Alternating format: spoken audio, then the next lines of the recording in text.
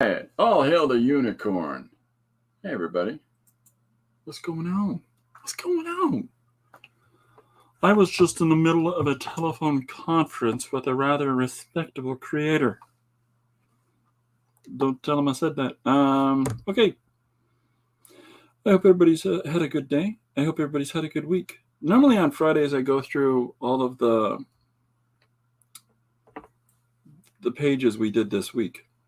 But I've done this already through the week. Like, you've seen them. And if you haven't seen them, go back and check them. Wednesday, I think it was, that we went through the first 100 one-page comics that we've done so far. And that was a lot of fun. As ridiculous as it sounds, I kind of forgot I did some of those. And in the course of forgetting that I did some of those is this sort of reality that, like, oh, yeah, I remember that. Just when you turn over things at whatever speed that you turn them over at, as you keep working, as you keep going on to new projects, and as you keep going on to the next thing, oftentimes you're going to forget, moments. You're not going to forget having done this whole thing, but you're going to be like, oh, yeah, right. Oh, okay. And you just got to keep rolling, right? Like, that's the thing about productivity. If we sit down with our objectives and we accomplish them, give ourselves a moment to breathe, and then go on to the next project, you're allowing yourself to continue to maintain that sense of growth in yourself creatively as you move from thing to thing. I finished this, and what I mean by the juices are pumping. Take a week, take a well-deserved break if you've been spending pronounced amount of time. Sure, if you feel the need to do it, do it. Who's going to tell you you're wrong? Whoever that is, stop listening to them. But when you get to that point where you look back at what you've been doing, oftentimes you're going to forget some of the little elements along the way. Like, oh, I forgot about that panel. I like that pose. That's why you see storytellers, storyboarders, animators, comic creators. You're going to see them use poses again sometimes, because I want to draw a guy jumping through the air and kicking a thing. Bob, you already did that like 2 books ago. Oh, yeah. Clearly, Bob didn't scratch that itch enough, but that's, anyways, blah, blah, blah. So it was exciting to go through that on Wednesday. And I appreciated everybody that did. And if you haven't, get back on over there, huh? Go and take a peek. It's a lot of fun. Hopefully, I've managed to credit people as I could when I'm remembering who suggested what page. And if I didn't, if I missed you, let me know. I apologize. I'll make sure I do it. But it's really cool to have a lot of interaction and engagement with people working on projects. That in mind, I don't remember who suggested today's page. So there's a couple of suggestions that I had on a small list, and for whatever reason, I had copied down the suggestion parts, but I hadn't copied, and I used to write it down. Here's the suggestion. Here's the person that did it.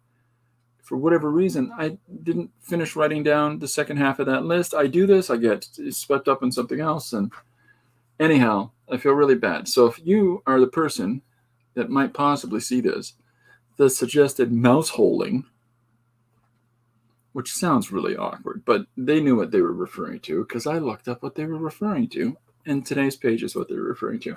It's a warfare tactic. It was in World War II. And I remember being involved with a few people in a conversation about World War II, and how when you see World War II films and stuff like that, the way that those conflicts were in comparison to these incredibly ultra sci-fi ways of soldiers, the way it looks today on television, of how they engage in things, and this sort of really rough and tumble, dirty grassroots, face-to-face thing that seemed to be back then.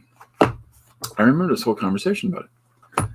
And one of the things that was talked about was mouse holing. I just don't remember who specifically suggested it. So I apologize to whoever you are. Shows you that, like I always say, it's dichotomy, right? Opposites. Bigs and smalls. Big memory for big trying to credit everybody that suggested things. And again, truly mean that. I truly appreciate and value the opportunity to work with people and stuff. And I always feel bad when I don't have it written down who it was. I've only got 3 more of those suggestions to do that I don't have credit for. And everything else I do try to reference who it was from. So, da-da-da-da-da-da. Today's page, mouse holing. I tried to do it like a World War II film. A lot of those,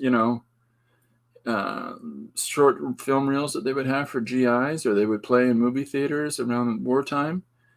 The enemy and you. And it was just, combat reel footage or calisthenics, an important way for you to stay in shape. Like just whatever the videos that they were. If you get a chance to look at some of those on YouTube, some of them are really funny, and how opaquely out of date that they are. And other ones are just, did you really think that was a thing? about just the ideology of how things were during wartime, and who could you trust and who couldn't you. Like there's films out there about, you meet a nice girl in a small tavern in a British countryside does not mean you should engage in anything additional than polite conversation. It's like, do you really have to tell these guys that? They did. So I tried to do it in that sort of spirit. Soldiers, take note, pay attention, use your heads. So that's the whole bent of today's page. I tried to emulate color-wise the style of old colorized black and white film from the World War II period. So that tonal range is what I tried to connect it to. I've got right here, I'm going to switch cameras. Here is the original. I drew this page last night in ballpoint pen, and set out the panels for myself, and then knocked this down in ballpoint pen. And then I used a stretching Prismacolor Premier Neutral Gray 30% art marker. Yeah, there he is. His name is Carlito. So yeah, and so I did some of this gray tone stuff in there. Whee! I'm excited. It was a very exciting thing. Oh, hey, hold on. Sorry, don't look. So I'm also excited about something else. And that is that what you just got a sneak gawk at there was a page that I am working on. I'm collaborating on a one-page comic with somebody that's regularly tunes in on this thing we call the stream. And I'm really excited about that. I like the idea of collaborating with others on work. The problem is I'm doing what I'm doing, he's doing what he's doing, she's doing what she's doing. We're doing things at different speeds, but at the same time, we're engaged in doing the unique and different things that we each do. So it's difficult to get that to happen, to get people to be able to work together. So when you can find those opportunities, wing, go for them. Go for them. All right, so today's page was mouse holing. Yesterday's page was mouse holing.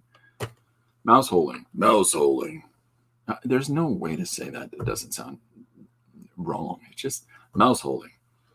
The other day, Bob and I were at mouse holing, and we made it through the other side of his house in 5 minutes, but he won't be able to live there anymore. Mouse holing is when you blow a hole in a wall for people to fit through. So when the bad guys have got their guns all aimed at the streets, and the good guys, this is all theoretical, good guy, bad guy. The other guys want to get through to make the bad guys stop it. You stop it. So in order to do that without getting zapped by the bad guys, they'll knock holes through with shovels, or they'll blast holes through buildings, sneak through the building, and usually a hole big enough for single file movement, and get to the other side and pop up behind the bad guys and go, ha-ha! Gotcha! Stop it! I know that's a really ridiculous way to look at war, but I don't want to describe the other stuff, because war is a stupid situation no matter what. Yesterday's page was an offering to the hamburger gods. I hope that anybody that read yesterday's page of an offering to the hamburger gods, I hope for the life of me that you sounded it out, that you read it out loud to yourself like a cave person. I really do. There's no dumb as future days. Yeah. I hope you did, because sometimes it's part of the fun. I've been doing some shorts where I'm recording some of the pages that have been done, and you get to hear the ridiculous sort of voice ideas that run through my head as best as I can translate them. But I'm always interested in how other people read it, because I live for the person that reads and says, "Go him, tell dumb idea. You know, is no dumb, is future days." I want that. I want to know how you read it. So I hope that you read it in the most erudite upper society voice that you possibly could have. And today's page, of course, once more, mouse holing. And so that's why, a tactic used in urban warfare. So, okay. Read, have fun. Have fun. Reading is okay. Reading doesn't bite you. Most times. Hey, everybody, it's Janet. Hi, Janet. How are you? Welcome to this thing we called Shoe. So we're now on page. Holy guacamole. This is the 109th one-page comic, and we have technically done 100 actual one-page story, like one-page comics, and then we're on a page 112, but 100 one-page stories only, so one-page comics. Okay, Janet says, hey. Jim says, I just realized, Christopher, it's like a one-man Monty Python. Oh, nobody expected you to say that, Jim. Thanks, buddy, I guess. Yep. Yeah, okay, sure. It could also be a one-man 60 minutes. I got nothing. All right, as usual, if you've got a one-page comic idea, or if you've got some kind of crazy notion that you should be done as a story, however brief, let me know. Even if it's just a notion, just a conversational notion. And what I mean by that is, I see this scene, and the scene happens this way. It doesn't have to be a complete story, because a lot of the times what you're seeing me do in these one-page comics is just a piece of a larger narrative. You try to have some kind of summation to the page, but no matter what, it's still just a piece, right? Right. It's okay? It's okay. So I have made up a whole bunch of these. I'll show you in a uno momento silver plate. Oh, that's not how it's pronounced. Bear with me. So these are pages that I made myself for comic pages that have a guideline to them. So you'll see little hashes here and on the side, and at the top, each of them say creator. It's always me, but I could give copies to other people this way. Book, issue number, and page number. So when I'm drawing on 11 by 17, I'm drawing on these, and they're a nice Bristol cardstock, and they are the same as regular comic pages. I printed 200, and I'm almost out. So I've got to go get more of those. And as ridiculous as that sounds, that's kind of exciting. It's kind of exciting. I got all of these papers at the start of the COVID period made, and I'm almost out of them. So, and I don't throw these out. I make a page work. If I make a mistake on a page, not too bad. I got to figure out how to work that into whatever I'm going to work it in. It might not be the initial idea that it was going to be, but I'm going to incorporate whatever elements I put together on a page into a page. So that means I've almost done 200 of just the 11 by 17s. Now, mind you, many of the pages that I've worked on aren't just this size. Many of them are, this size, the 8.5 by 11 cardstock stuff that I've been putting together. Page after page after page. So it's all very exciting to me. anyways. But I get excited easily. Like, check this out.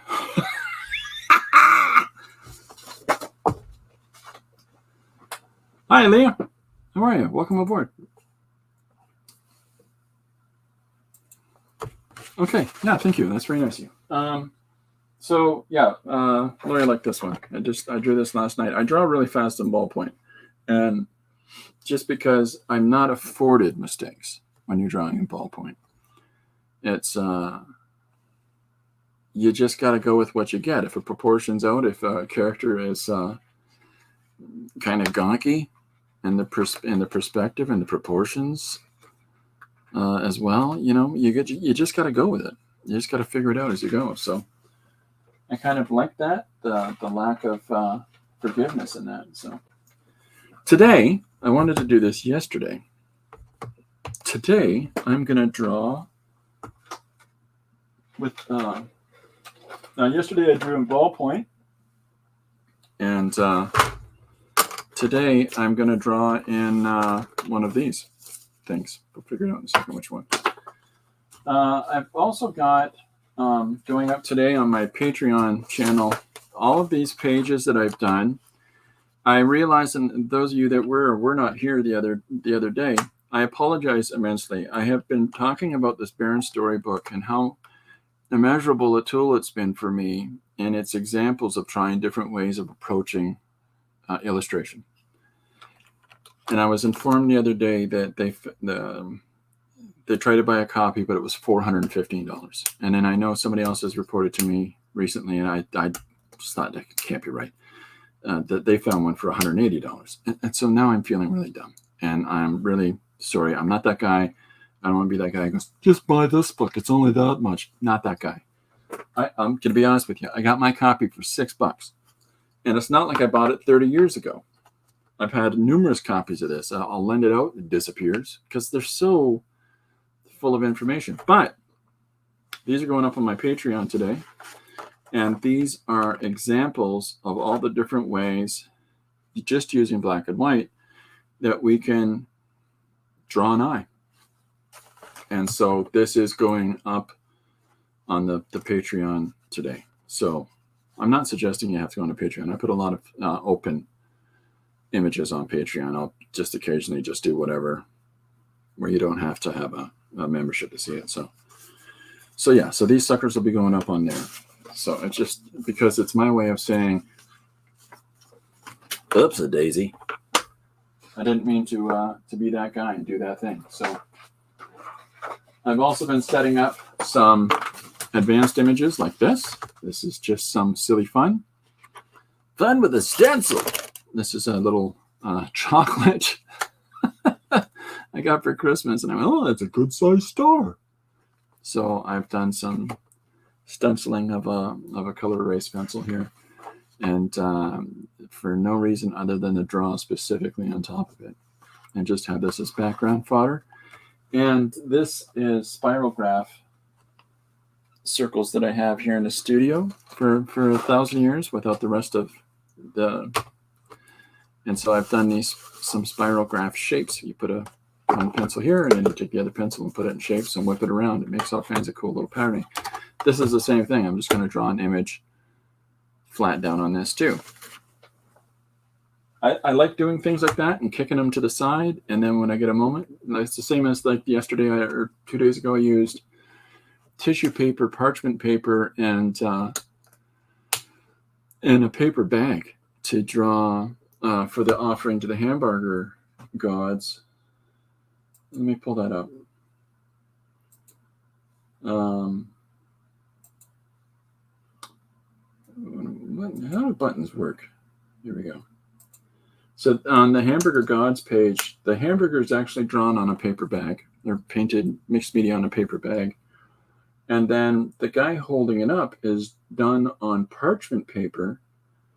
And inside that parchment paper, there's tissue paper that I put down with a medium plus masking tape. I put masking tape in a lot of things. I don't like plain blank surfaces. I used to hate them. Now I do. Now I'm ambivalent. I don't care what the color of paper, what surface I'm working on. But I used to hate marring paper, and it comes from growing up in poverty, and paper you had was important because that's your shtick. You like to draw, and you only have so much of it, so try not to wreck it. Well, that preciousness I broke through by taking tape or other papers and gluing them down. And so, well, I've already done it now. Got to work on it anyways. It's whatever logic that you need to put into place for you to be able to just start working. Sometimes you just need to do that. And so that's the origin story of why I'm a lunatic with making a mess and putting Post-its and whatever else on a surface. There's no... But when I'm doing so, I'd like to modulate the foundational basis of what is paper or what is a workable certain. I don't have time for that. Nobody in their right mind talks that way. University art school graduates talk that way, but then they do it but the ones that do it, they draw 2 lines with some hatches across it and call it a drawing. So because the lines aren't drawn, they're actually made with electrical tape. I've really seen that in the show. Ridiculous. So anyhow, all political up in this piece. So I've got some. Does anybody see anything in this box? Hold on. Let me put the box back up. Forget what camera's on or isn't. Does anybody see anything in this box? They said they want to say, Chris, it's what you're using today, fella, whether you like it or not. The happy face thing I use all the time. Is there anything in here that you see that you're like, hey, why don't you use that one, cowboy? And then we're going to do our page today, which is suggested by Chris. I think it's Chris Coulier suggested this. And it's fishes and whales. What does that mean? So, yeah, if anybody sees anything they want me to use, just let me know. Otherwise, I'm just going to grab whatever, and here we are off to the races.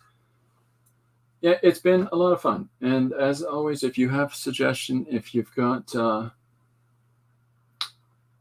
thoughts and notions, just let me know, and we'll give a crack at them. Okay, Jim says, have you got any Sharpies in there? Yes, I do. Do you want me to use... Now, I've got good Sharpies, and I have a container of bad Sharpies. And what I mean by bad Sharpies is when Sharpies are drawing out, you can... I'll pull up something. Just give me 1 second here. When Sharpies are drying out, I did a page recently called Riot. And I'm just going to find that.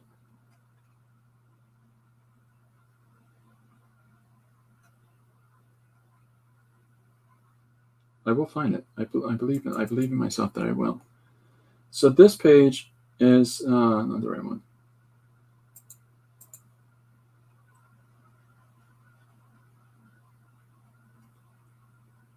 Today I'm listening to the Red Hot Chili Peppers. They are red hot. There it is. Okay, 1 second, please. I'll pull this up. This is a page that I drew with drying Sharpies. And so when a Sharpie is running out of juice, you get this fantastic kind of... Let me see if I can find some, and I'll use those.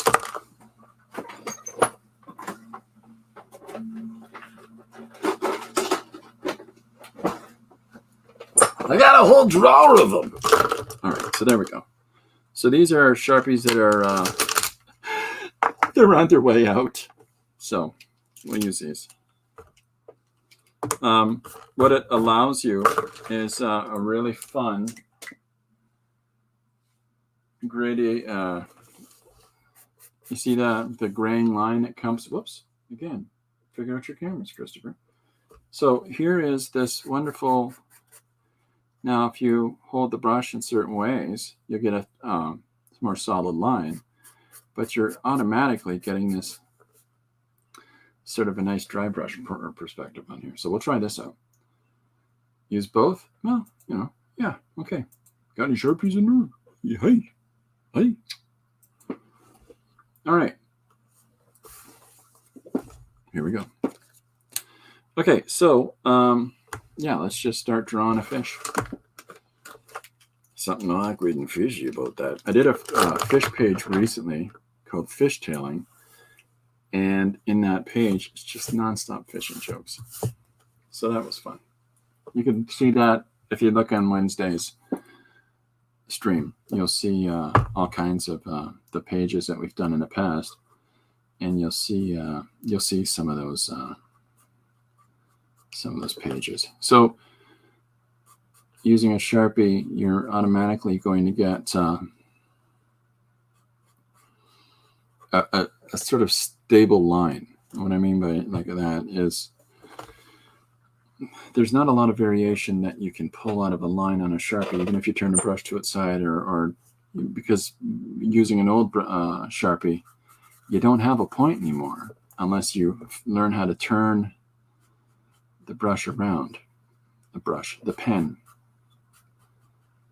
So we're gonna try some things. We're gonna have some fun. See what we can get. Hi, Tori. Welcome aboard. We're drawing something fishy today, Tori.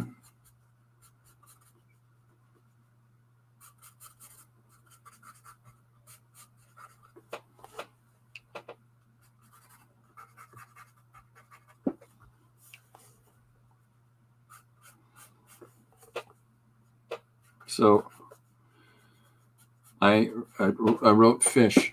I typed fish and into my little Kindle thing, and the first fish that appeared is the reference that I grabbed today. So you don't need to do a lot of thinking here to get working. That curse guy, you don't do a lot of thinking there. He said that.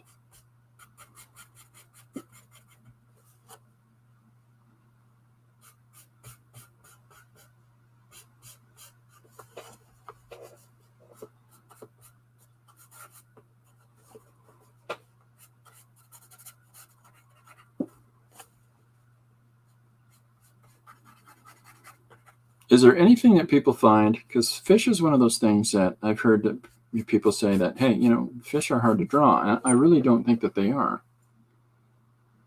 Fish is just one of those things that's sort of like anything else. It's just looking at it as shapes, right? But because it's such a strange overlapping of shapes, I think is what really throws people off. If you look at it in the larger sense, you're going to realize that there's a whole bunch of communication shapes interacting with one another. If you want to draw a fish as a whole shape, right, then you've got to figure out that larger space. But if you look at the fish as the fact that there's the forward, hopefully this turned out better than I thought. There's the first triangular part at the beginning. There's this sort of large round volume for that center part of the fish that goes down into yet another triangle that sorts into the back part. And you got that little bridging shape that goes into a triangle here. And then the opposite triangles that kick back, you can round those off. It's all about circle, triangle, square. But the more that you look at things as just shape, the more that you can figure out how to draw whatever you need to draw for whatever your project is, right? So that's kind of, that's the short stuff going on in the old brain pan when I'm working and when most people that are drawing are working. Now, there are people that have their processes. There are people that have their way of making marks, and there's the right and the wrong way to draw. Find what works for you, right? If you can find what works for you, you're on your way. So here's what is roughly a half circle, triangle-ish, That's an official word now. Triangular shape.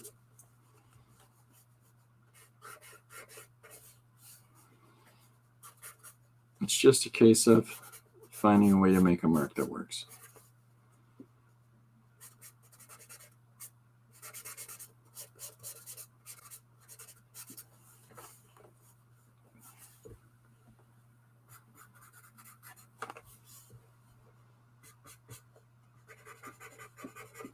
But see the nice kind of gray line that you get, the really sketchy line that comes out of having a Sharpie as it's drying.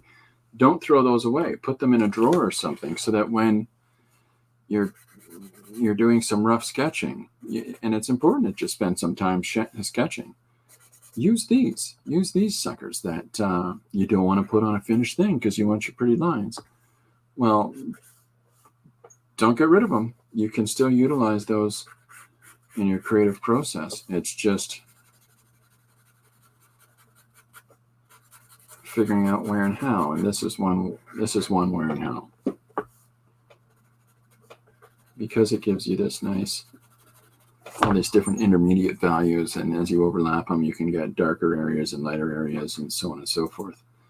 I think getting the movement is difficult to draw. The movement in a fish, so if you look at your fish shape and you understand the basic principle of it from a top-down perspective, okay, if you think about your fish is kind of like this, all right?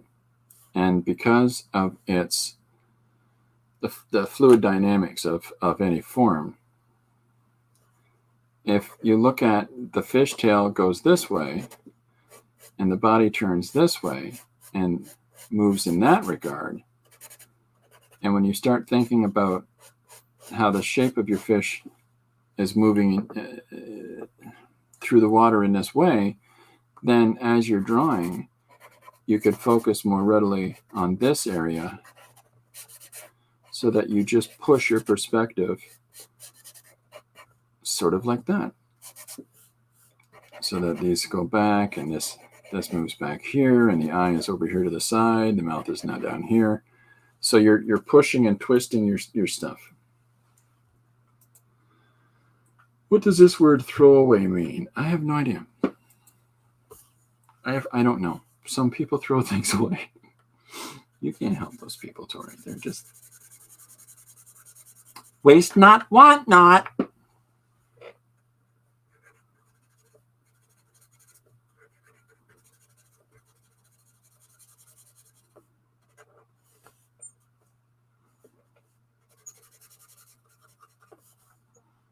Yeah, there's a fun thing to notice that when young people become adults and they start to get empowered and enabled and they get money, they get their own money that they're working, their part-time job or whatever it is, and they're still at home, they're going to buy dumb things. And then they're going to rebuy said dumb thing, but in another form, but it's better now. So now they've got two things that aren't doing whatever the job is that they had initially. One of them at least is not doing the job that they had initially thought that this is the perfect thing for. It's always made me crack up that, well, this isn't perfect. Well, make it work, because that's what you got. Nope, it's got to be the perfect thing. I'm sure that you can find some sort of facilitation for whatever the thing is. It doesn't always have to be, no, I need the next thing. So that is what makes me old.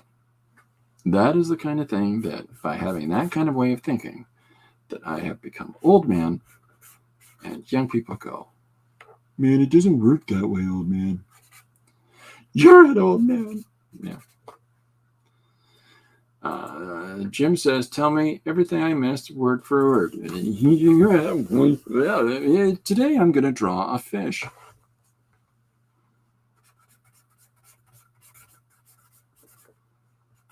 Jim's back, everybody. Behave yourselves.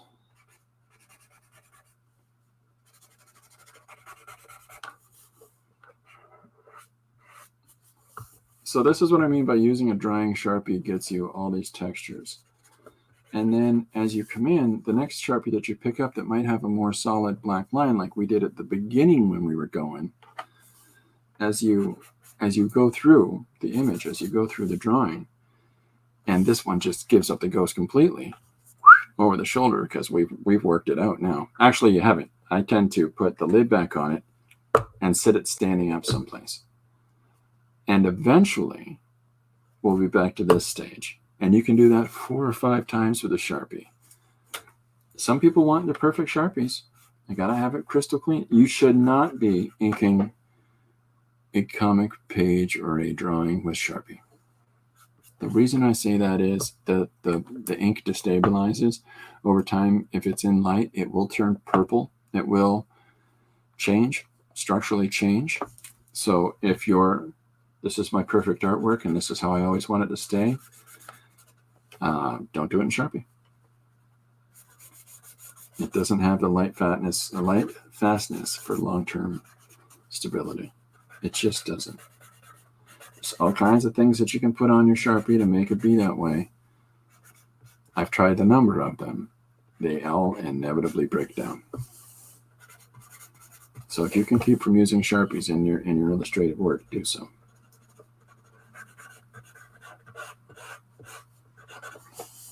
So here's our first fish, and there'll be our narrator. Now, I'll grab the different Sharpie just to see what I can get out of these initial marks.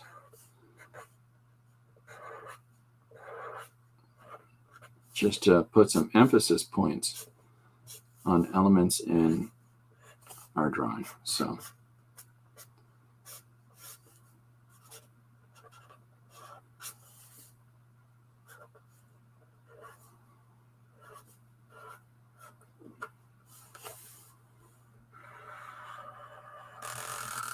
oh, did you hear that sound? That sound said squeak.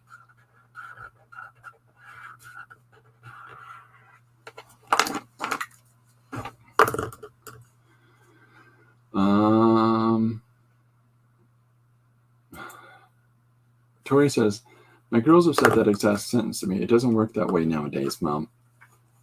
And I promise you, you said it to whoever raised you. I promise you that. And I promise that their kids will say it to them if they have any. That's very nice of you, Leah. Thanks. What do you think of the fish's eyes? Jim says, is it a wise tale about stirring your pens upside down so the ink will flow better? So Sharpies, depends on the pen. Sharpies have basically like a spongy bit that goes into the reservoir of ink. And so as it dries out over time from lying on its side, from being worked this way, if you leave it sitting for a while, you'll get a little more action out of it. Is it going to replenish the pen completely? No. There is such a thing as taking alcohol-based pens and taking the hand cleaning stuff that has been incredibly involved in our Western society since the start of COVID. I said the word. That soap, that alcoholic soap, if you were to put some of those alcohol-based markers in and then work them out on a piece of paper, you'll actually replenish the ink that's in that marker without having to go and refill it or buy more. And you'd have to continue doing that, right? Do it every now and then. But there are ways in order to replenish your marker supplies in order to keep them living longer without having to go out and buying a whole slew more of them. So there is some truth to it. Depending on the pens, gravity counts. There are some pens that it doesn't matter. There are other pens that if you leave them hanging upside down, eventually the pen is either going to coagulate at the tip, which would be at the bottom at this point because it's hanging upside down, so that the ink is going to coagulate around the aperture. And if it's like a ballpoint pen, a ballpoint pen has a tiny little ball inside of a tiny opening, little ball, and the little ball controls the release of ink that is sitting above it in a reservoir. And so if it sits there for too long, the ink coagulates here, and that's why your pen, you got to do this business on a piece of paper to heat up this opening, this aperture opening, and the ball that sits inside of it. And if you can do that, and it's not too dried inside the reservoir tip, you can bring those pens back to life. Other pens, you'll realize you're doing this for 5 minutes. You've just etched a hole in the paper and you throw it in frustration. So there's a whole bunch of different things where Chris has overthunk pens. Great face on the fish, although he needs a top hat. That's awesome. Why didn't I think of that? Okay, so I'll get to drawing some more around the fish in a second. I'm gonna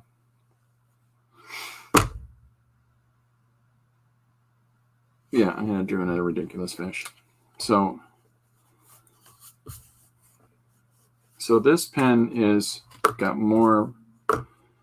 If I go back to one of these guys, yeah, okay, so this is the one. So like as soon as I start working it, because it's been sitting there for a moment, it's sort of getting itself. The more we use it, the lighter the value is going to get in the ballpoint. The more we let it sit down for a second, it's going to get a little darker again. Eventually that runs out. All things run out.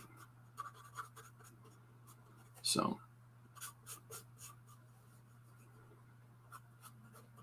but yeah, there's all kinds of different bits and bobs you can do with different pens to keep them going, to keep them alive. I have this pen that I really like. Yesterday I tried to load a new cartridge into it. I don't have the right size cartridges. I only have cartridges for this fountain pen, but not the other. And that's very frustrating to me because I really like the Uli pen because it's a smaller tip. It's a difference of this kind of a mark compared to this thick a mark, right? So I've ordered some more in cartridges because in this one, you can see there's, I don't know if you can see it or not, but there's a cartridge that plugs into it. The cartridge is full of ink. The only reason there's any ink in this at all right now is because I literally poured some into it. It was a really messy prospect for 1/8 of the reservoir to be full. And I think I have just as much ink that landed on the table and has stained my hands in different places. So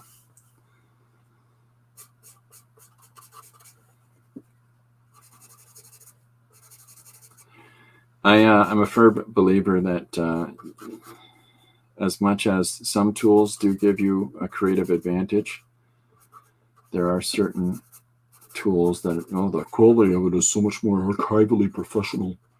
Maybe. But there are enough additives and enough effects and things like that and processes that we can do in order to increase the archivalness of roughly used materials and inexpensive materials that are used. So I don't necessarily stand by you have to buy the expensive stuff. You just have to figure out what to do with the stuff you got.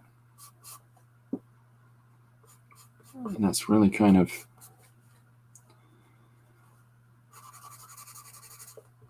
my sort of perspective on what you're spending on, what you're working with. So there are people that swear by you have to use certain things of certain quality. So frankly, Mapleton, Runcie Men's and Runcie Women. Is that like my crumbles? I'm pretty okay with everybody being whoever they are.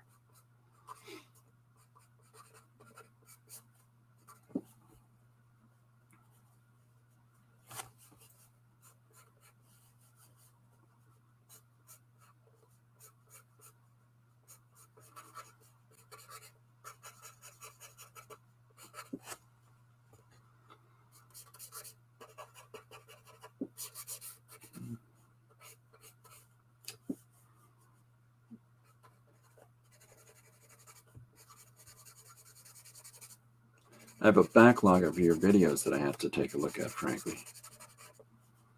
For those of you that don't know, Salazar Art Nation has a Canadian name, and that Canadian name is Franklin Mapleton. He is either been adopted by me to be a Canadian, or I'm adopted by him for him to somehow be Canadian from that. So, you know, Jim's here, Frank. I think he might just be listening in because he's at his office. You know who hasn't shown up yet is PP.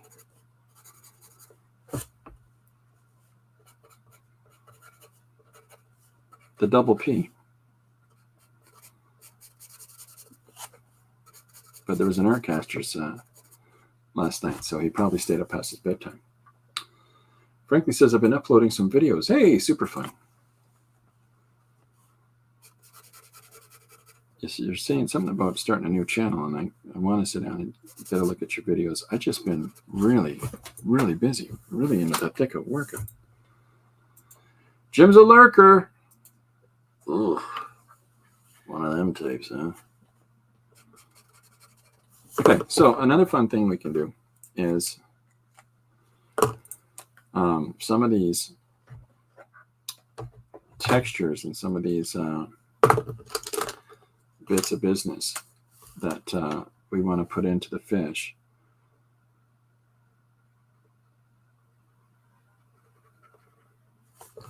We can do so with another mark making tool. Now this fountain pen, the ink in it is fairly water soluble, but what it gives us over the Sharpie is a sort of fun line. And there's no rule book that says you can't use one mark making tool with another, unless you wrote it in the book yourself, and I hope you wrote it in pencil. Paulie, yeah, that's double P. Actually, I guess it'd be triple P, because some of these characters here in the stream have a nickname for Paulie.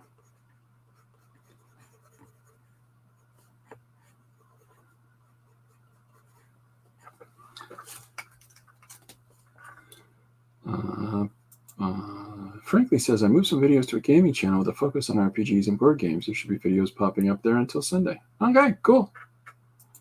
It's called Roll for Taraco. Roll for Taraco. How do you know where it's the right place to put the hash lines, or is that too long to explain? No, it's not. Yeah. Listen, there's nothing to say, and this is one of the things that I talk about on these pages. When I was talking about these at the start of the stream, when you put down black marks on the paper, we're just going to use black and white in this context, okay? It counts for color too, it counts for whatever else. When you put down these marks on the paper, there's nothing to say that you can't go over said marks with the contrasting value. So in this case, look, there's black acrylic spread onto the paper with a palette brush, and then I've gone over that with a white Sharpie marker, right? It's the same thing for any illustration work that you're doing.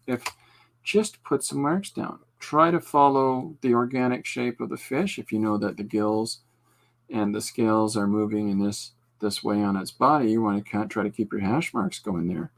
But there's no rule about the specific placement of them in the initial sense. You're just routinely putting these marks throughout and giving some additional shape to your object, in this case a fish.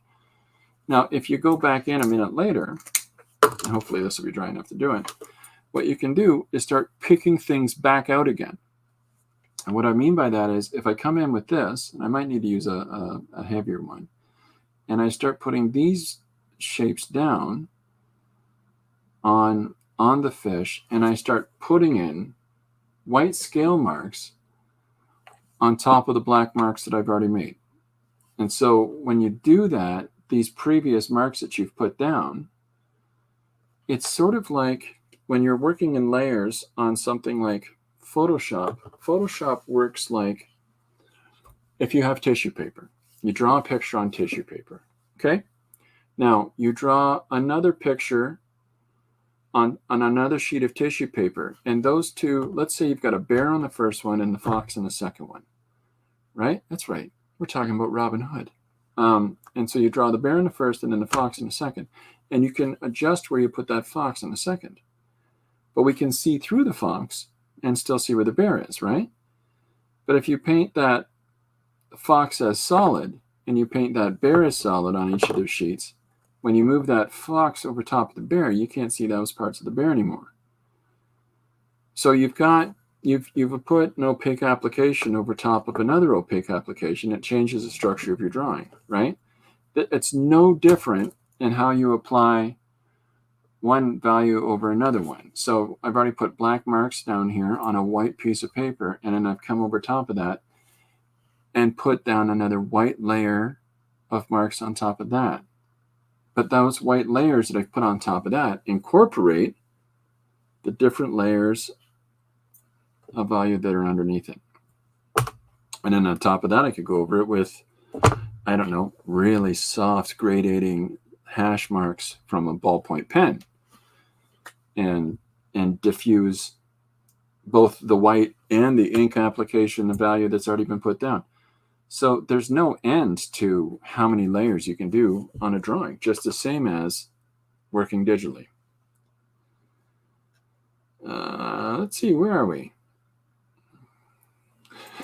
Frankly says, Tori, it's where the muse tells you to add them. Frank, are you and Anna going to do the show again? It was fun being a guest. I haven't been a guest on Frank and Anna's show. I've been a guest on Frank's, but I've never had the chance to meet Anna, so that'd be really cool to watch you guys do a show again, frankly. Tori says, I got to get me one of them. Oh, I think that's in reference to the muse. I got to get me one of them muses. Oh, come on. You got yourself. You're very inspiring on your own. Jim, we are, but it might just be me sometimes. Anna's been busy and our times conflicts. Okay, well, when you can, let us know. Tori says that makes sense. So the layers knock it back. They knock it back and they build it up. Hans Hofmann was a teacher in Long Island for the American School of Abstraction. And Hans Hofmann taught a great deal of American abstractionists in the 1950s and 60s. In fact, he was the godfather of Robert. He was the godfather until he died of Robert De Niro, because he taught his parents, Robert De Niro and I think it was Marie De Niro, but Robert De Niro, the actor, is Robert De Niro Jr. Anyhow, so his parents were both painters, and the guy that they taught them, he talked about the push and pull of value, and so different values push and pull forward and backwards in a composition. So the more opaque a value is, it comes up. The more deep a value is, can be overpowering to the more light a value is, right? So if you've got a really dark chiaroscuric piece, like something that's really muted tones and darked out, and it looks like something's coming through from the light shining on it. So look at Caravaggio to see what I mean. The more to the surface those objects are as they're coming towards the viewer, the lighter they get. And they might be smaller amounts of space than the larger black area of space, but they hold the same impact. This is the heavy weight and grounding black, deep black color, and this is the highlighting white color that pulls it forward. So it's still about the push and pull of layers and values. I overthunk everything. Frank's going to let Anna know. Oh, that's sweet. You and Anna are on a roll, Frank. Oh, look at that. Even thanks, Jim. Frank, I want to be on the show with you and Anna. And I'll be like, who's this maniac? I like doing streams with other people. It's a lot of fun. I thought I had something set up with a friend of mine this week, but I didn't hear from them. probably got caught up, got busy. Big week for them. The art show and other things, but they're a very social person. So I think we're going to reschedule for that. But I like being on other things. It was fun to be on the Artcasters that time. And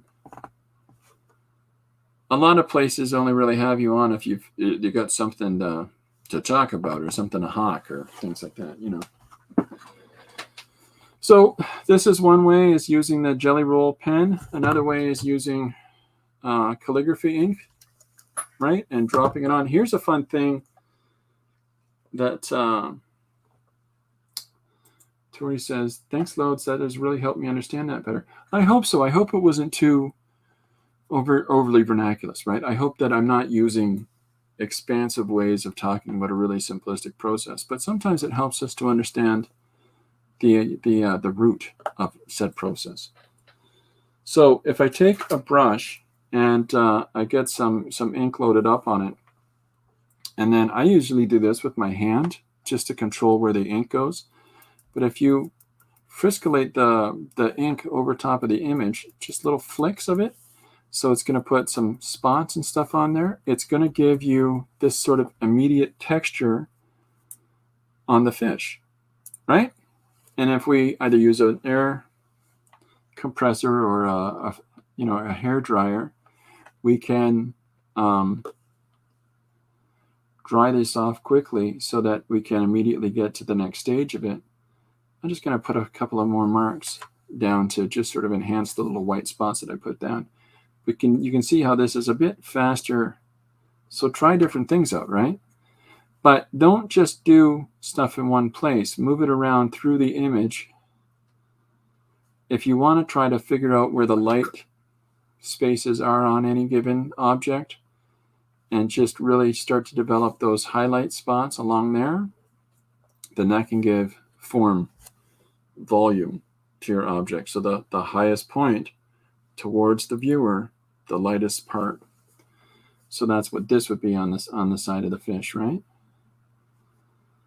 And then the receding value for the undercarriage of the fish isn't going to show all these little reflections. There's so much thinking that over time, the more drawing and stuff that you do, the more that those thoughts and considerations towards the drawing itself will start to embed themselves, and you become a subconscious way of approaching it, so much so that you don't overly concern yourself. Yeah, you pretty well tattoo yourself with ink and stuff like that using some of these methods for sure. But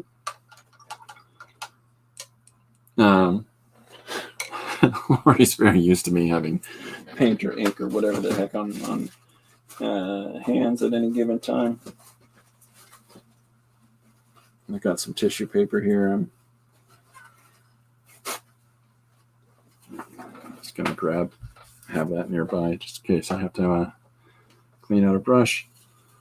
I'm always ready to have Chris on. I'll talk to Anna about doing a show. She's been exhausted. Between you and me, Jim, I prefer when it's me, Anna, and a guest. It's fun. Oh, well, that's fun. Between you and Jim. Frank equals controversy. As long as you're not trying to sabotage me. I let just about anyone on. Yeah, why would you have people on that are going to sabotage you? Why would you? Yeah, if you know somebody that you would potentially consider would be a person that might possibly sabotage you, don't have them on. Yeah, there's certain people that, in every community that, for a fact, I'm not letting so-and-so on or such and such on, because you can't control how people behave. Hey, everybody, it's Philip. It's Philip Chandler, the handler. Fishies today. Thanks for the great info. Loving these fish. We'll watch the rest on replay. Hey, thanks for hanging out, Leah. Take care. I feel, now I got to step away, and I feel bad because Phil thinks I'm leaving him. That's all right. Thanks for hanging out, Jim. It's okay, Jim. Everyone leaves me eventually. We're here for you, Philip. I should probably shower. Might be some connections there. And then Frankly, of course, says, Phil! Yeah, so I hope some of that helps. Now, you get more complexity in the image when you're doing little modulations on the surface where you're flicking ink down, or you're putting these different layers of dark marks, or you can rough it in this light tone and then pick out the key points in a solid black, or pull up those highlights with a solid white. There's so many different things that, you can, it's your drawing. There's no set rules. I mean, some people have this fantastic facility for starting in the top left corner and ending up in the bottom right corner, and every mark that they've made along the way was perfect. One layer, one application. I'm not one of those guys. But you've got to find what way works for you. Here you go, Philip. Frankly says, I won't leave you. Hey, look at the time. I appreciate it when everybody's able to stop by. That's really nice and fun. It's I try to get out and try to visit wherever I can with folks, but if you haven't figured this out yet, I might be a bit of a workaholic. So if I can, sometimes I can't watch and work at the same time. And at the end of the day, as terrible as it sounds, I know which one I end up having to choose. And then there's other times I've tried to tune in some things and so lost and bewildered as soon as I arrive. And then other things I know are danger zones for me. I know it's a danger zone for me to go there. I don't know if anybody has had an opportunity to see Janet Nash's streams. I either drink way too much tea watching Janet Nash, or I just stop doing whatever I'm doing and, yes, look at this lovely thing. And I just look at whatever she's talking about. I don't know what it is. Something about her voice. There's just this. I feel like I have to listen, but, I've got people like that in my world that sound like her, so. Okay, so this is a lousy brush, by the way. I know for a fact. But it's great for just putting some ink on and flicking. So even beat-up brushes that you really don't want to try to apply nice lines with, they can work really well for other uses. So it's a really cheap brush, but I think it's so cool that you can see through the handle. It's like it's invisible.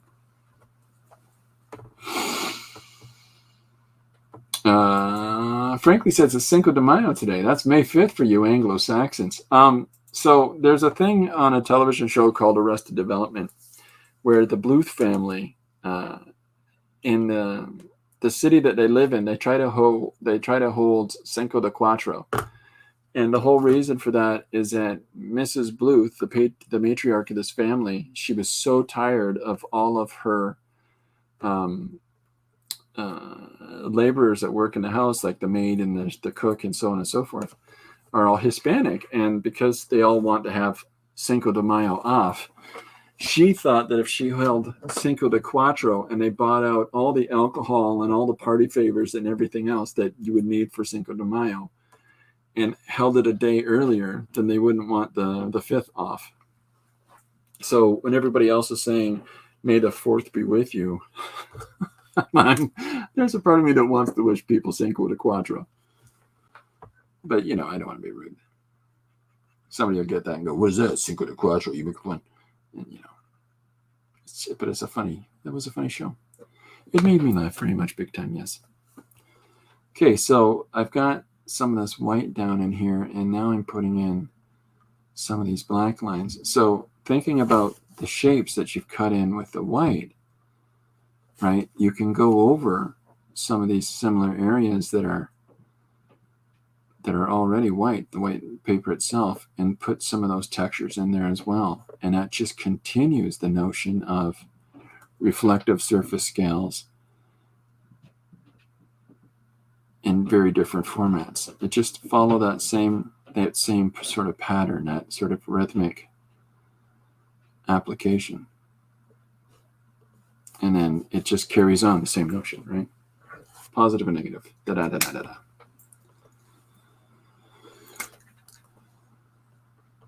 Whatever it is, whatever marks you're using to put down, just explore them. If you feel like it's a mistake, you put down this terrible black mark, it's ruined your whole drawing, go over it with white.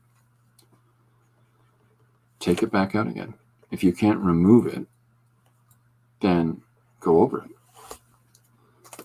And then over time, you'll develop all those marks and all those things that you wanted to put down, and it'll start to take shape in the ways you wanted it to. So, all right. So I'll hold this up. Give me a second. I grabbed an eraser somehow when I was grabbing pens. I don't know how I did that. All right, so I'm holding this up towards the camera so you can start to see a lot more of those little marks and flicks and bits and bobs. So there's two ways you can approach this. You can try to do washes over top, whether it's an ink or acrylic or watercolor or gouache or, okay, you know. But depending on the water solubility of some of the inks that you've already put down, you might do a wash and take off half the marks you've done in just big old smudge factory.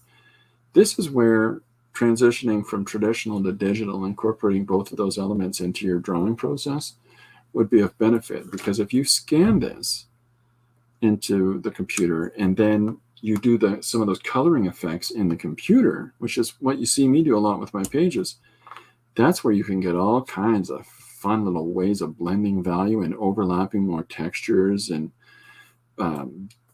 taking the back out of focus and the foreground into sharper focus, or like putting a secondary layer of this down.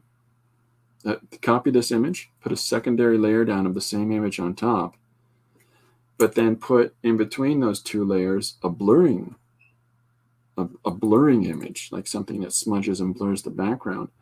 You've got your clear fish that you can see, but you've defocused the background, which pushes the fish forward. So many different effects that you can get with so many different kinds of tools. And don't hold yourself back. Don't limit yourself to only working one specific way. Try. We only got so much time here in this world. You know, just try to do whatever you can do to make yourself happy.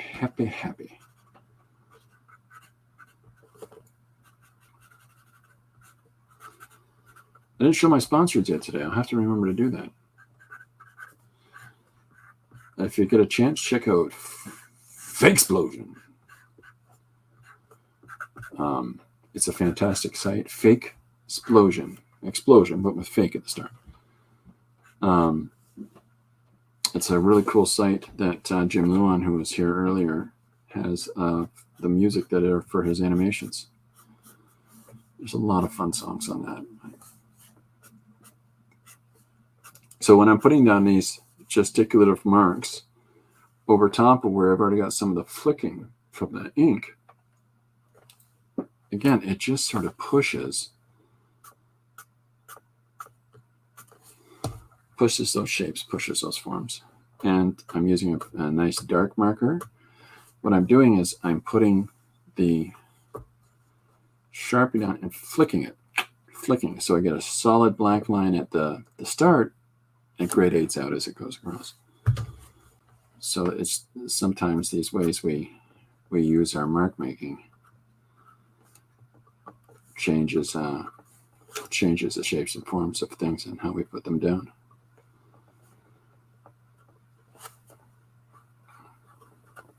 Whatever it is that you want to draw, look at it as shapes. Look at it as those three primary shapes I showed you earlier.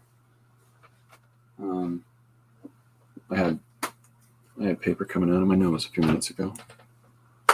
I'll use the book. Go into the book. These, here they are. Shape 1, shape 2, shape 3. If you've never done this before, draw those 3 shapes on a piece of paper. It's that's your first piece of homework. Hey everybody, it's Gary. Hey Gary, hello. Okay, so circle, triangle, square. If you've never done this before, if you have, this isn't for you. You know this, but if you never tried this before, draw those 3 shapes as crude and as badly drawn as you're going to make them or I'm going to make them. It doesn't have to be perfect, but draw the 3. Very late to the party. Oh, you're here just in time, Rachel. Thanks for coming out. If you draw these three shapes on a piece of paper and then set that piece of paper down in front of you. All right, I'm moving the shapes now. You got them? Circle, triangle, square. Now, here's a fun game. Look around the room. Look around the room and see all the things that are made of those three shapes. And you'll realize, I like the way you guys are greeting each other. Hey, my Rachel. Hey, my Tori. Howdy doody, Gary. Fantastic. If you look around the room and you look for those three shapes, you're going to see those three shapes everywhere. And the more complex a thing is, whether it's a fish or whatever else it is, it's just more complex involvements of those three shapes.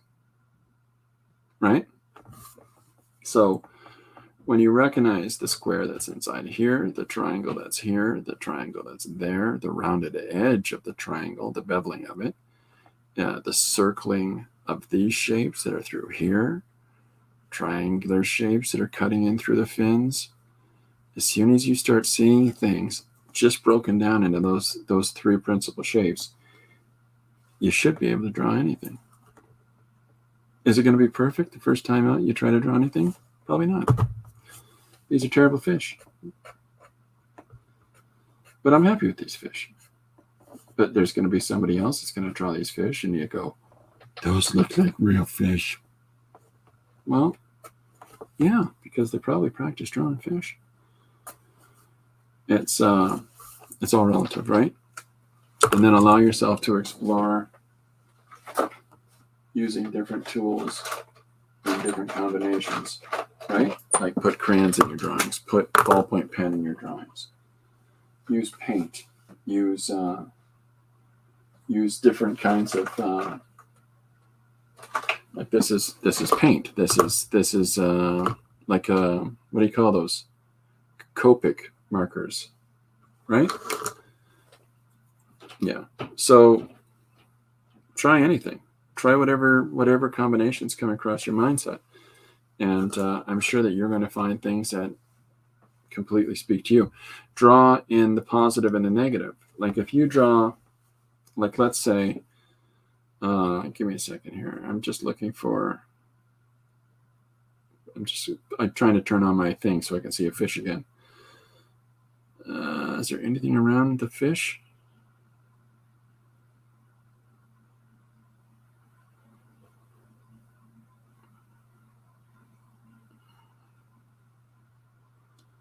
All right, so we've got some kind of crazy plants here. All right, so if these crazy plants that are in the background here,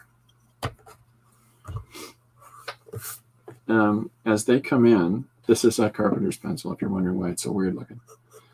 So if these weird shaped plants are here, there's a couple of different ways you can put them down. And this goes the same for this. Anything you draw, right? If you draw them in the positive, where you're drawing the object itself, and you're figuring out its contour, and you're figuring out the textures and the shapes that move around on it, and you're getting those down, that's one way to do it. Another way to do it is to, instead of putting those marks down that define the shape, you draw instead the space that goes around where the object is placed, and just leave it as a negative in your image. And you don't really need to explain this or have any deeper purposing to it, other than you're just figuring out different crafty little ways to put marks and such into your objects. But by sometimes putting some marks down and then putting down the volume of space around an object, instead of defining the object with marks of its own, you define the space around the object and leave the object itself out. It gives some more complexity for the viewer's eye to move around with. And there's nothing to say that directly over top of that, you can't do completely the opposite and overly value out the same form, you're very positive, so much as it's a silhouette. It works the same way as the negative. Another way you can do that is that if you draw lines in the background of the space, okay, or shade it in, or use just a large blunt tool that drags a value across, and then you take, let's see if I can find a small pen eraser. Okay, so then you take an eraser and you go into that and you cut out that shape again. Now you've truly got a negative application to it because you've literally erased it out of the surface from behind. These different modes of putting marks down, it's principally the same as what we were doing in the fish. It's principally the same. Instead of putting white paint down on top of that, which you can also do, you've erased it out because it's in pencil. And you know that erasers work pretty good on pencils. Now, there's erasers for pens as well, but they never really do as good a job, right? So allowing all of these different types of tools to be used and these different approaches of not being sacred, that the black line that you put down on your white piece of paper has to stay there. Let go of that, right? Allow yourself to have a smorgasbord. Smorgasbord. A series of choices of mark making tools around you. And if you can free yourself up for that, then you have all of these different ways and options of choosing to make different marks. And that's where it gets fun. Now, there's going to be things that are going to separate in different ways. If you put down an alkyd and then you go over top of it with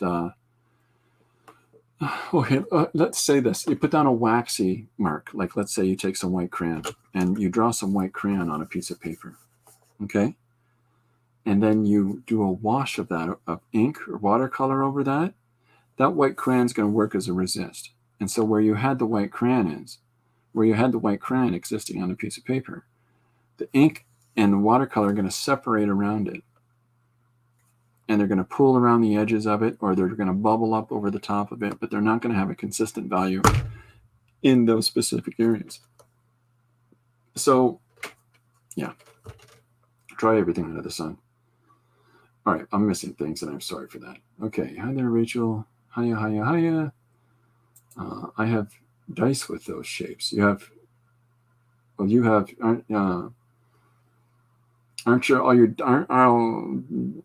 role-playing game dice just platonic solids? Aren't they all principal solid, basic shape and forms?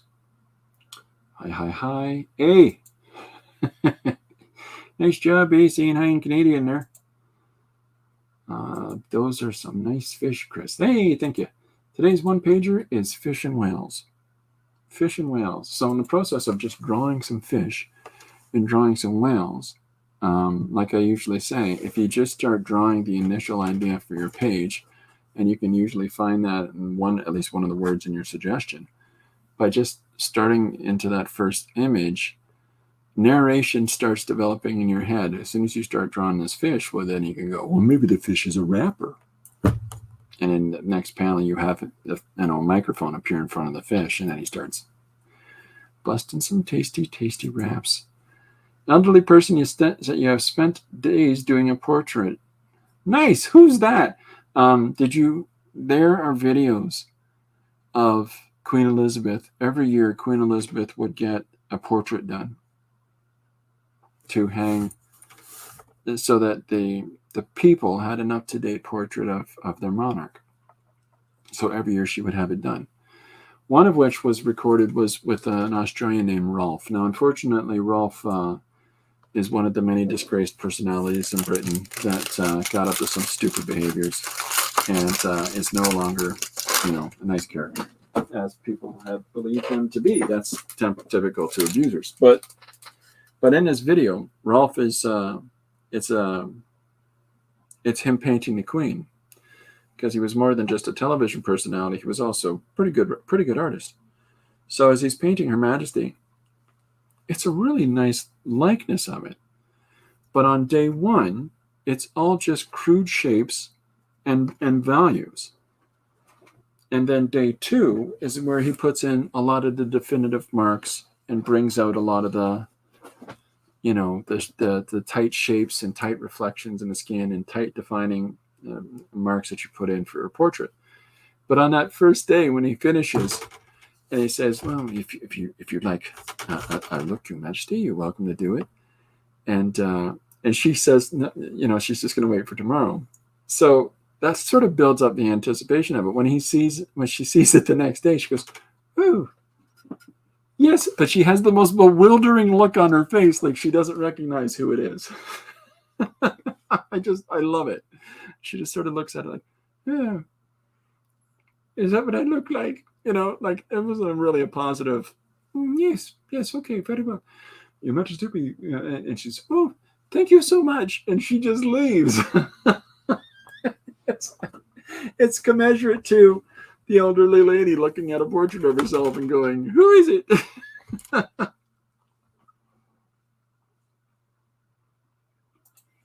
course, everyone else likes it. "Oh yeah, it was a beautiful painting," but it's the only painting in the hall, in the exhibited paintings of Queen Elizabeth.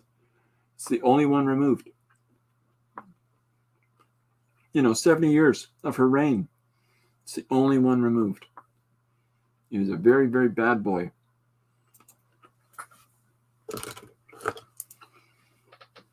Sorry, I gotta have a bit of a thing. Okay. Oh yeah. I'm gonna grab it. What was I using? Sharpies.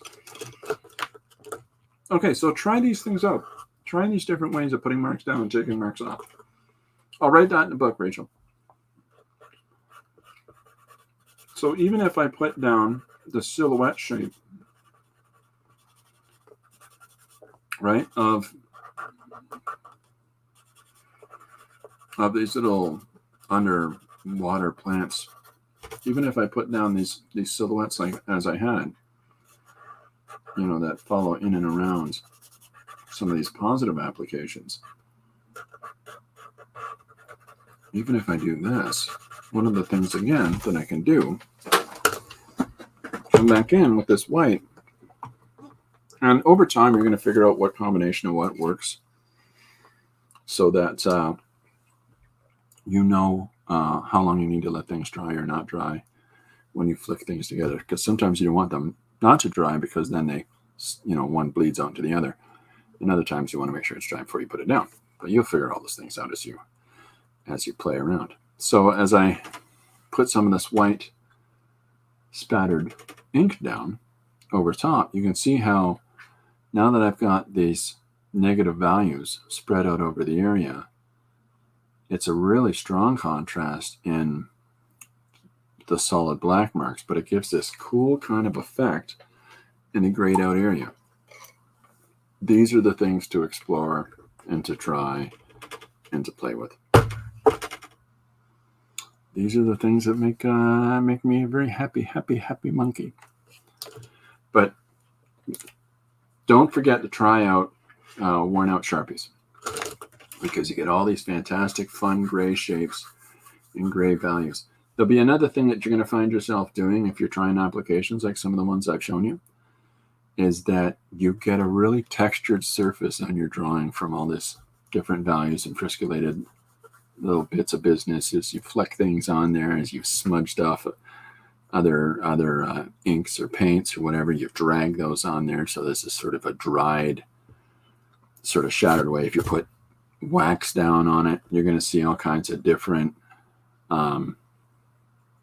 marks that are made throughout it on the surface, that when you rub your hand over it, after it's dry, of course, you're going to get this ooh sensation. That's there's an artist named Gupta out of Montreal, and Gupta is he was this a gentleman, an abstractionist who just stayed at home and worked. When he retired from teaching and his wife became ill, He spent the next 20 years largely just staying at home all the time, taking care of his wife, who had a form of dementia, and doing all of his abstract paintings. So the entire house at one point was full of them.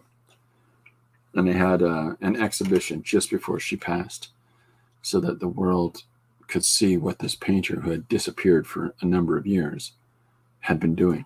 And he had all these fantastic surfaces and different interaction relationship between materials, scraping things down, putting things down with sort of like an impasto or a heavy globby surface on stuff, and a real abstractionist, not like, cookie cutter abstractionist or overly intellectual abstractionist that we get a lot of today in postmodernism, but a real abstractionist where he's literally trying to represent images and at the same time explore materials.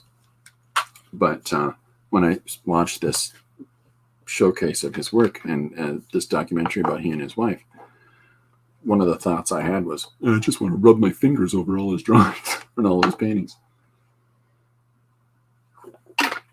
Which you're not allowed to do, but you are if it's your own. So anyway, try some of this stuff. Try throwing down some marks, trying to find some, shapes and objects in space, and explore possibilities, explore avenues of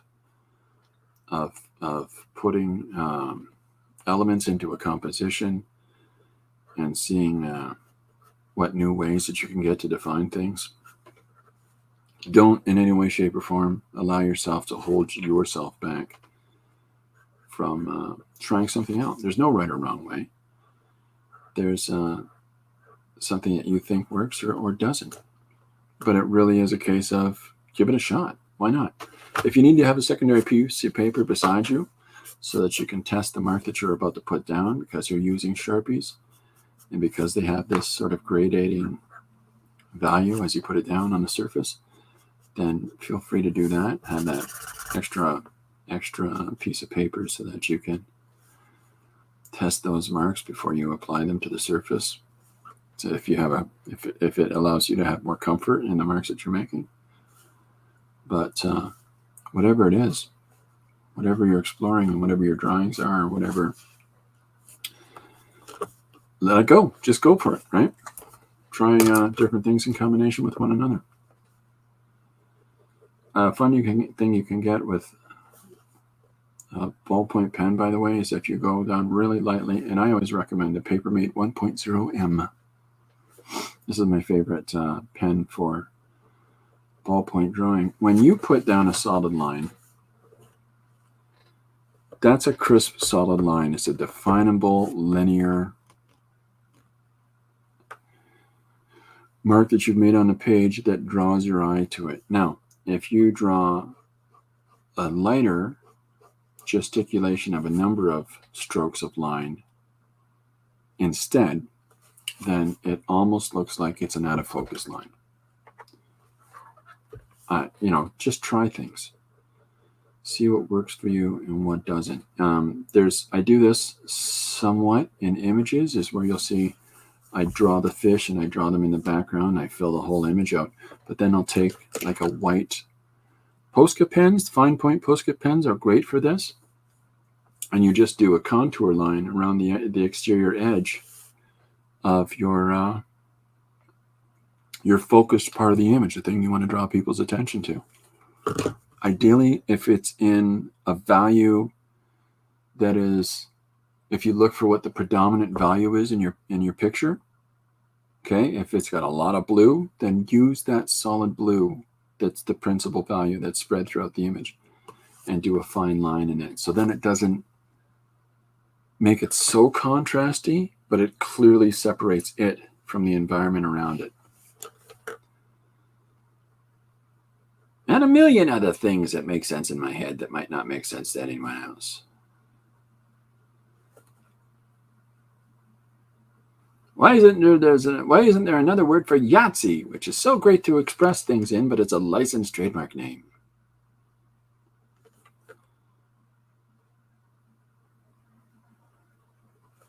I have a million ridiculous thoughts at any given time. You can do the same thing where you put these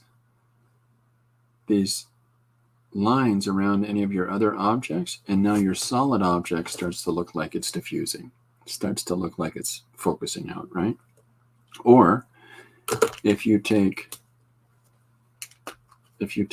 a paint marker and you put a dab of that down, okay, and then you hit that with your, hold on. Come on, get out of there, Johnson. Put that mark down of paint and then diffuse it with your finger, then it works to soften and gray out the entirety of that hard contrasting mark that you put down earlier. Ridiculous ideas across the board. Non-stop stuff. You can do it with dipping ink as well. All right. No, I just picked the completely most useless brush that I possibly could for it. Okay, so if I take this white tip and I put this white mark here, and then I smudge it out, you can see how it sort of softens out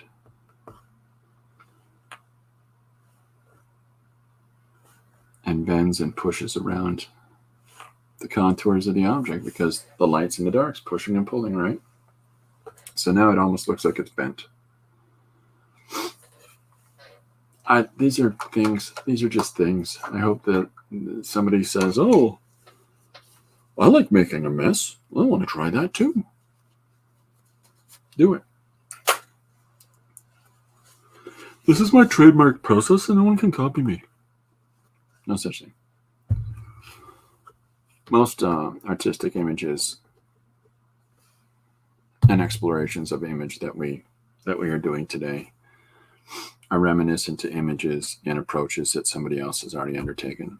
And it's only through the different combinative ways that we explore our own ability to express ourselves visually and artistically, and whatever the creativity is. It's only through our own exploration that we can exposit things in new ways. But it's not to say that no one has ever drawn a fish before, right? No one has ever drawn a fish before in ink or in Sharpies or whatever else. So the whole preciousness of this is how I do it, don't copy, is nonsense. Part of the AI argument that I think is contradictory is this is my specific way of doing it. Yes, it is. But it's almost like admitting you're lockstep into that's the only way I work. That's the tool I have in my bag. It's like I come to your house to repair a thing and I open up this big case that I carry and I have inside of it one tool, right? If your entire career is marketed on one tool, that's a challenge. But not everybody's just marketed on one tool. So there's another fun thing you can see as I'm going over the white with the pen, that the pen is going to, let me see, I'll make we're going to let this dry for a second, but I'm putting a little glop of paint there. Okay, I'm going to let this dry, and then I'll show you what I'm referring to. But when you go over a glob of paint, acrylic or oil or whatever it is, something that's a raised surface, when you go over lightly with a pencil or a pen or something like that, it's going to pick out those contours and the raised surfaces of that glob. Can you see it? Good if you hold it still, Chris. Man. So, experiment, have fun. Throw some paint at the wall and see what sticks. Art is very serious. Isn't that right? New.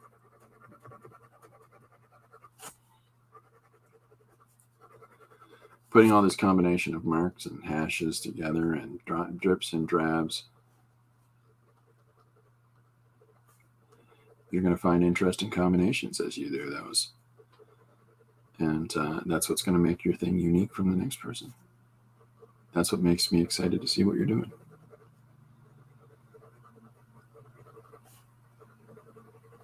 So today's one page is going to be about fishes and whales.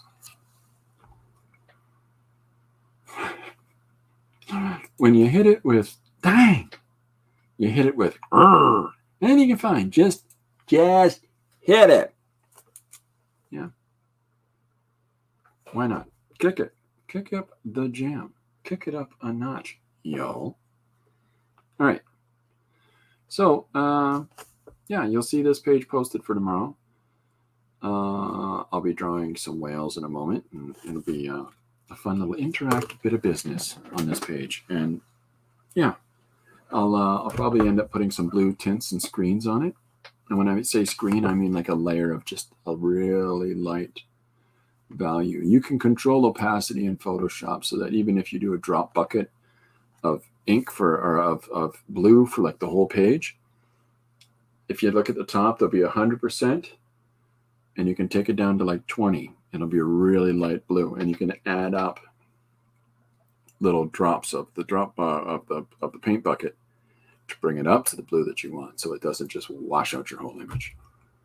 And if you put that blue underneath the black line art, then you'll see the black line art sit on top.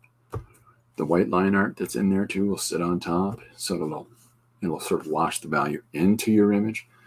A whole bunch of things. I can start showing you some of that stuff digitally too if people are interested in that. So just let me know. We'll figure it all out together, right? We're all in this together, gang. Huh? We're like a team. We're all chained up together trying to escape into the woods. Like a prison line. Whoops. I'm sorry. My thing started doing its own thing. Okay. So that's about it for me. I think I'm going to wrap up today. I'll be back on Monday at 2 for sure. I might stop in on Sunday. There's a bunch of things that are happening this weekend. I believe that Mr. Jim Luan is going to do a, hey man, how's your movie going? I know that Gary Hodges is going to talk about getting orders ready for his new book, which is, his books are very good. They're very good.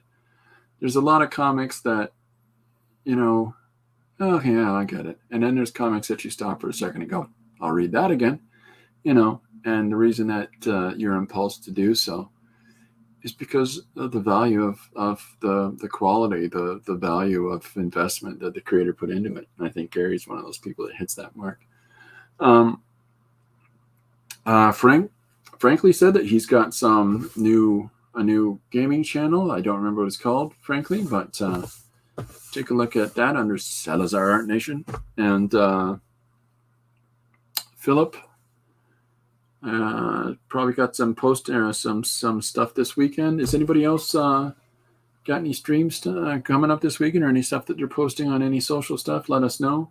If the chat runs out before you get it in there, then put it in the comments. I have no problem with people writing whatever in my comments, unless you're a jerk that just shows up, look at all my pages, and disappears, and nobody hears that. So otherwise, if you've got stuff that you're doing, if you've got stuff that's going on, stick it in my comments. If there's something that I've done in the show that you want clarity on, ask me in the comments, and I'll answer you there. If there's something, I answer all comments that are made, right? Or I say something silly anyways. If there's questions that you might have about something and we didn't talk about but you had, wanted to, ask me there. I'll answer you there. It's not always about who's here for the chat and who's here to do whatever in just the chat alone. This is just while I'm streaming, and not everybody's able to accommodate their timetable because I'm streaming at 2 o'clock each afternoon. But that's because I'm working from home. So, yeah, if you want to put stuff in the comment, please do. I would love to be able to help out anybody in any way that I can. So, yeah. And in the interim, I hope that everybody's still creating and working on stuff. And I look forward to see what people are doing. If you've got work that you've done, and you want, I can show somebody something on here. Other friends are able to pull up their device and show an image on the thing, and then somebody else types in the place to go and look for it. I am not that organized. They're that organized because they're far cooler than I am. I'm not that organized. I will be one day, but it's not going to be for a while. So if there's any way you're looking for engagement, also, like I said recently, I've opened myself up to collaborations with people on projects, or if just because I've got a little bit of space in my schedule right now, and or if there's one-page suggestions you got, throw them at me. I do them every day. Other than that, if there's stuff that you're working on that you want me to contribute to, like you're putting together an anthology or anything like that, let me know. I'm open for that too. Lots and lots and lots. Also, I'm open up to appearing on other people's streams at this point. It's something I haven't done a lot of, and I haven't really talked about a lot of. But if anybody is doing a stream or wants to do a stream and we sit down and chat about art, I'm all about that. And if you want to come on here and do that, send me a message and we'll figure it out. Okay? In the interim, I am going to go and get some more stuff done. And I'll have this posted for tomorrow. In the meantime, have yourselves a great... I have to go pick up my grandkids, so I'm just going to say have yourself a great weekend now before the chaos begins. Have yourself a great weekend. And I will see you soon. Bye for now.